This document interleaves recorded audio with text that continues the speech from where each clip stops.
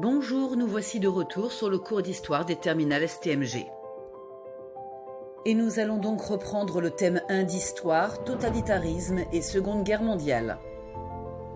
Nous étions donc en train d'étudier les totalitarismes avec l'exemple du régime nazi et de l'URSS stalinienne. Poursuivons par un grand B, idéologie et contrôle de la société. Petit A, la prise en main de l'économie. En URSS, Staline entreprend dès 1929 une politique agricole qui se caractérise par la suppression de la propriété privée et la collectivisation des terres par la création de kolkhozes. Cette appropriation des terres par l'État soviétique va lui permettre de financer le développement de l'industrie lourde qui devient la priorité du régime stalinien.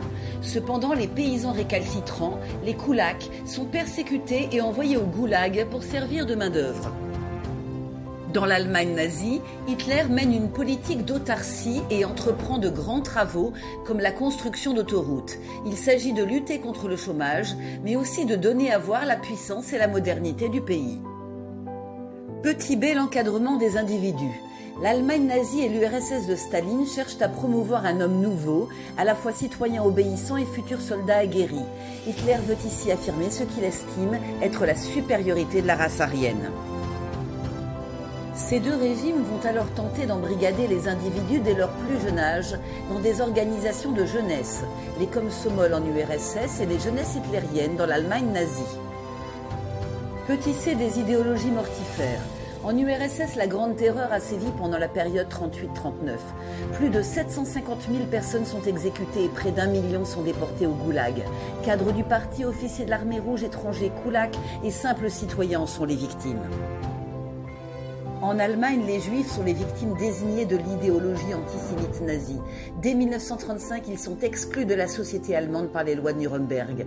Dans la nuit du 9 au 10 novembre 1938, ils subissent un pogrom.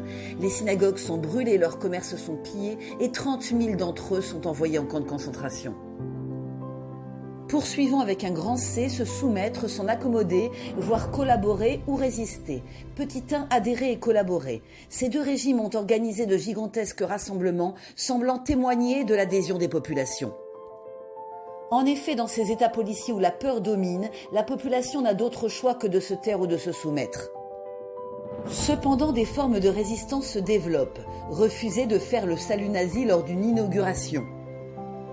Résister passivement en URSS en refusant d'obéir aux objectifs de production ou s'opposer à l'idéologie nazie dans la très catholique Bavière. Voilà, c'est fini, je vous retrouve très bientôt pour l'étude de la Seconde Guerre mondiale.